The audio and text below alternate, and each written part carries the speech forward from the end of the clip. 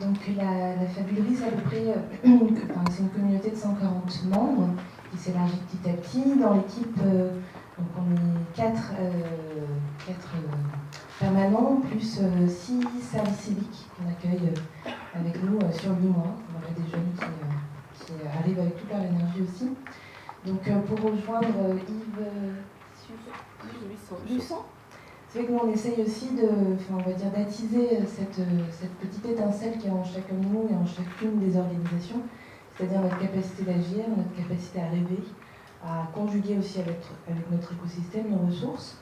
Et voilà, donc pour ça on s'appuie en fait sur le design, sur le numérique, sur les processus d'émergence collective, voilà, pour accompagner un petit peu ces démarches de transformation dans nos quartiers à échelle locale, et puis aussi en itinérance, parce que vous allez le voir, on a des dispositifs de ce type. Donc effectivement, on évolue dans un monde qui va vite, où on consomme, où finalement aussi le numérique est souvent adossé à ce mot-là. On parle d'obsolescence programmée, je pense que vous connaissez tous ce terme-là, qui prévoit la fin programmée, on va dire, de nos équipements. Et puis les savoirs qui sont remis en question, l'institution aussi qui est remise en question par des formes plus horizontales de transmission, d'échange, de partage. Et donc, dans ce cadre-là, dans ce contexte-là, c'est vrai qu'on croit fortement à quelques valeurs, pour reprendre aussi vos termes, l'apprentissage par le tacite, par le faire, par l'action, par l'erreur, l'amateur au pouvoir, c'est-à-dire on a tous au fond de nous des savoirs qui progressent, et puis la notion de passerelle, de lien, de collectif, de commun, ce qu'on appelle aussi le familier, ce qui nous rassure, et puis le frisson, voilà, parce qu'on est dans l'expérience de notre vie, chacun et collectivement, donc c'est quand même le frisson qui est important dans tout ça.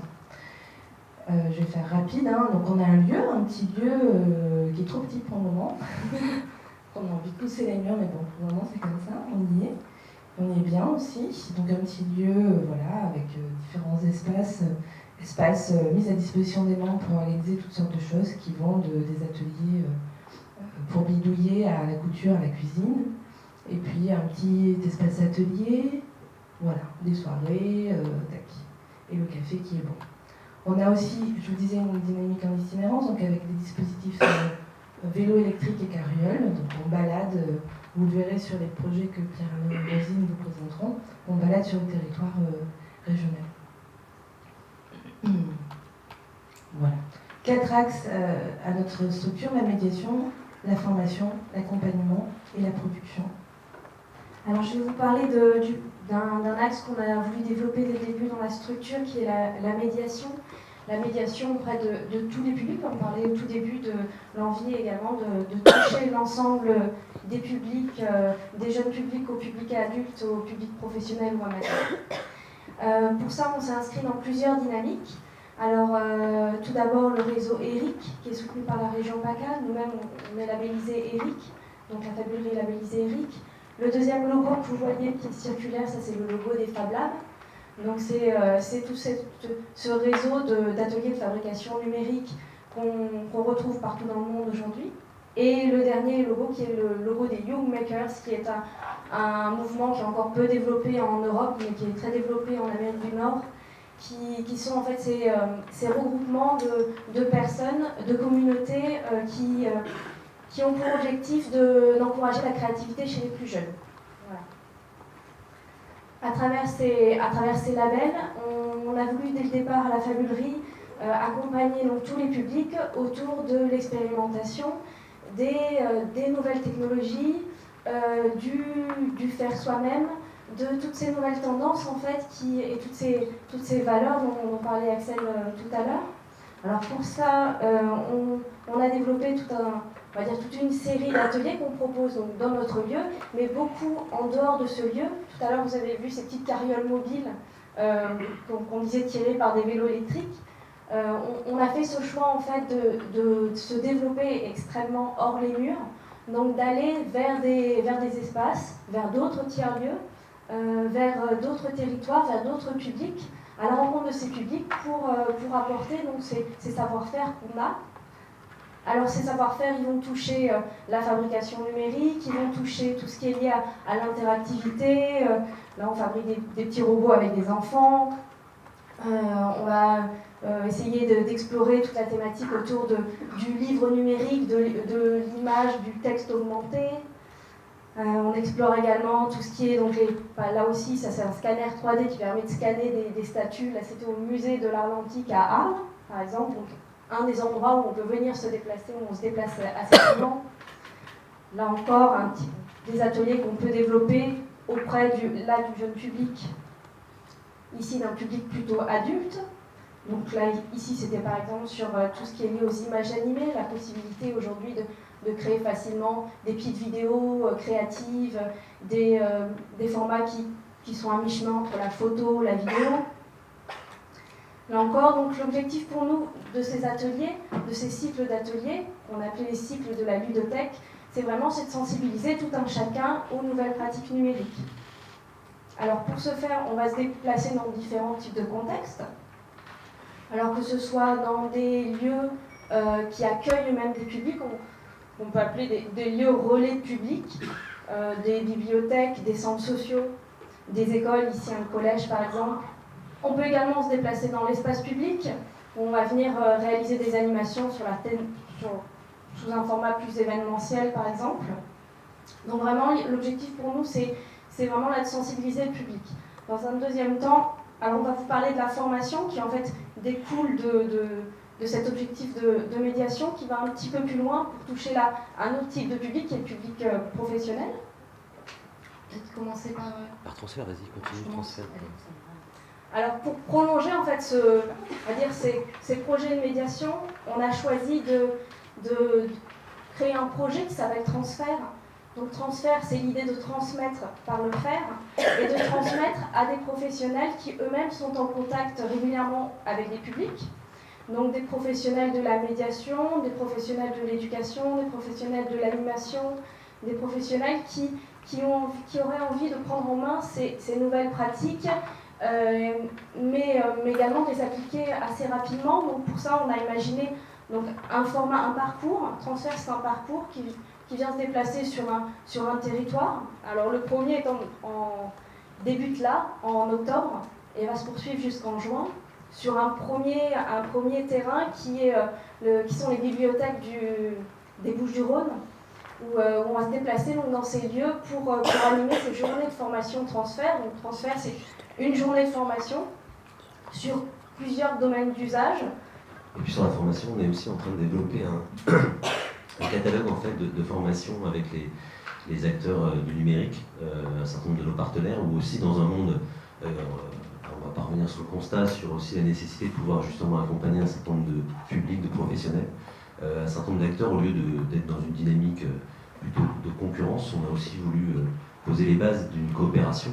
Et là, on est en train de construire un catalogue de formation avec un certain nombre d'acteurs associatifs du numérique, donc Seconde Nature, Urban Prod, Zinc, sur le territoire de la région. Et on développe là, pour le coup, en complémentarité des formations liées à des logiciels ou à la transformation sur des modules plus courts de ce que a présenté Roselyne sur les 5 domaines d'usage, ou des formations comme par exemple le mind mapping, qui est un outil dont je suis un des formateurs experts, on va dire, dans l'usage, et qu'on essaye aussi surtout de transmettre, parce qu'on pense qu'un certain nombre de ces outils-là et de ces usages permettent justement, tout simplement, la capacité de faire ensemble. Voilà. Ouais, et sur l'accompagnement, alors tout ça a une forme de quand même de logique, c'est pas le terme approprié, je pense, de dynamique, qui fait que toute cette évolution, en fait, ce parcours est aussi lié à nos parcours personnels. On a envie de partager ça, et donc c'est naturel que l'on se soit petit à petit rapproché aussi des organisations publiques qui s'interrogent sur cette culture du numérique, qui évidemment interroge d'abord soi, par nos usages personnels, et tous, depuis quelques années quand même, sont impactés, mais ont du mal ensuite à se retrouver dans un cadre professionnel, et notamment dans des organisations publiques. L'exemple des médiathèques est une entrée pour nous qui a été importante, parce que c'est dans des lieux aussi, sur ce territoire-là, souvent c'est le service public qui peut permettre de mettre en réseau aussi d'autres acteurs, notamment associatifs et institutionnels. C'est le pari qu'on fait notamment dans ce parcours transfert, qui va, j'espère, nous ouvrir aussi sur ces territoires des capacités de faire reliance. Et puis l'accompagnement, c'est aussi des démarches, notamment autour d'organisations publiques. L'accompagnement, là encore, on essaye d'accompagner un ensemble de publics différents. Et on parle du tout public pour aller vers le public professionnel. Et l'inventarium concerne plus largement le tout public. C'est un format, on va dire, un cycle de projets qu'on a mis en place depuis 2 ans. Et l'idée, c'est d'appliquer ces méthodes de transformation, ces méthodes de réflexion collective pour un tout public. Donc on s'adresse beaucoup au public jeune et notamment au public adolescent. Et là, on essaye avec eux de se projeter dans le futur, essayer de construire ensemble ce à quoi pourrait ressembler ce futur.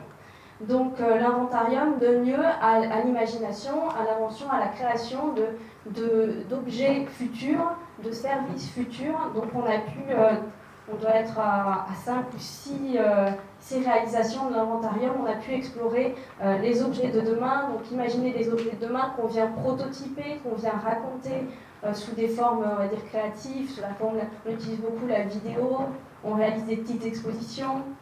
On a également, sur la question des tiers-lieux, par exemple, on a réalisé des stages auprès de jeunes publics collégiens et lycéens pour interroger ces lieux de travail de demain, à quoi est-ce qu'ils pourraient ressembler.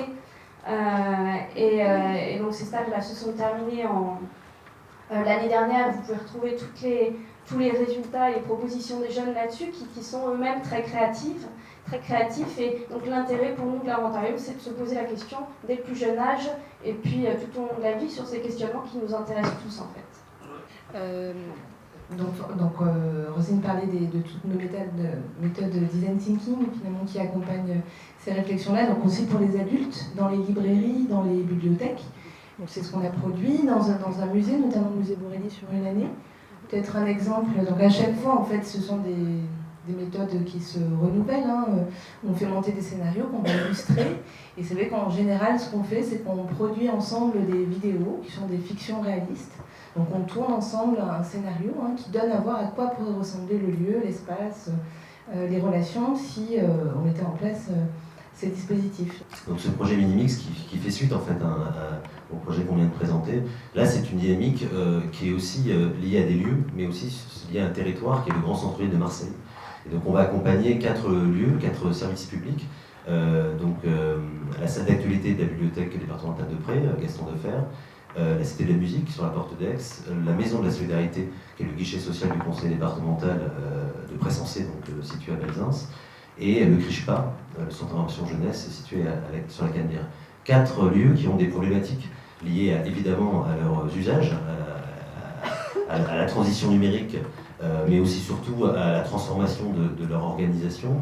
Et notre accompagnement, en fait, se situe d'abord dans leur lieu, dans la relation entre les professionnels et les usagers, et là dans les mêmes méthodologies, c'est-à-dire 2 conditions, je vais en retenir 2, c'est le temps et l'espace. C'est conserver justement suffisamment de temps pour accompagner cette transformation, mais aussi des espaces accueillants, avec notamment cette capacité de conserver nos 3 filtres, que sont le familier, la frontière et le frisson, pour mettre en situation tout simplement de confiance, ça a été dit tout à l'heure, de capacité d'expression, puis de transformation concrète, parce qu'à un moment donné, on arrive sur des prototypes avec différents formats possibles.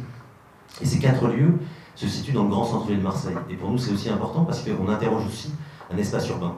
Et donc là aussi, la capacité autour de ces lieux qui ont chacun tissé des relations partenariales avec des associations, avec d'autres institutions, et bien à travers cette première entrée et ces premiers travaux, on va aussi amener petit à petit à interroger aussi les relations partenariales. Et donc c'est évidemment cette expérience et cette expérimentation de faire ensemble. Faire ensemble, voilà, ça fait partie aussi de notre ADN. Et on expérimente notamment sur Marseille et sur ce grand centre-ville qui est évidemment, vous savez, je ne vais pas ouvrir ce débat, on n'a pas le temps, je te rassure Axel.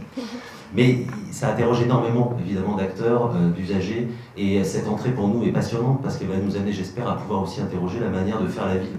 Depuis quelques mois, on a travaillé sur chacun de ces lieux avec des méthodes sociologiques, d'observation participante, un certain nombre de méthodologies pour le rapport est fini, ça va nous permettre d'inspirer aussi ces temps créatifs avec les professionnels, avec les usagers. Et c'est normalement un projet qui devrait se clôturer au printemps prochain. Voilà. Tout sera aisément partagé et ça a vocation là aussi à SCP. Dernière chose, en fait, on ne peut pas accompagner l'imagination, l'idéation sans proposer aussi la production derrière de dispositifs de façon très concrète. Donc c'est pour ça qu'on a développé aussi la dimension production. On peut passer comme ça. Là, c'est par exemple un vidéomaton qui était sorti d'un atelier au Théâtre Liberté, un petit rêvomaton, différents dispositifs de participation ou médiation en tout cas. Là, c'était un dispositif vidéo. Et en fait, pour nous, l'envie, on avait fait une étude, PACALAPS notamment, sur qu'est-ce qu'il fallait aujourd'hui, on parlait de développement économique tout à l'heure, qu'est-ce qu'il fallait aujourd'hui pour favoriser à la fois une interconnaissance aussi entre acteurs et faire en sorte qu'il n'y ait pas une fuite aussi des marchés vers l'extérieur, notamment sur les axes culturels et patrimoniaux. Donc on a très envie, on est en train d'œuvrer pour ça, de monter une coopérative de dispositifs numériques qui pourrait se balader dans différents tiers-lieux pour accueillir une exposition de façon un peu plus expérientielle ou être à disposition d'un centre social.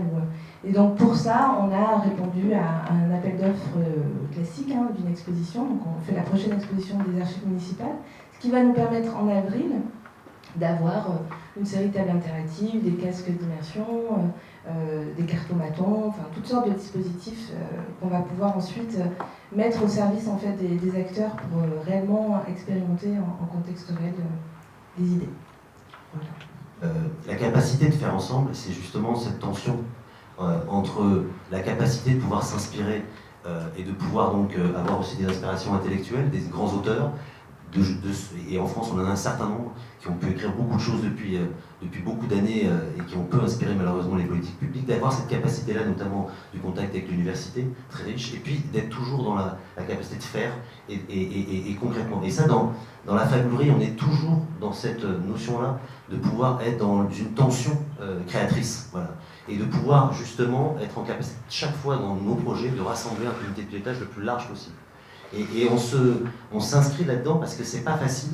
Et je voulais juste finir sur ce qu'a dit monsieur Yves Luçon. Sur la capacité aussi de faire conflit. Et moi, je n'opposerai pas forcément la bienveillance au conflit, parce que je pense que pour un conflit créateur, il faut aussi être dans une posture de bienveillance. Mais c'est vrai qu'apprendre à faire conflit, c'est essentiel. Et on est dans une société aujourd'hui qui ne nous l'a jamais appris. Depuis tout petit jusqu'à encore maintenant. Et ça fait partie des axes sur lesquels il faut travailler.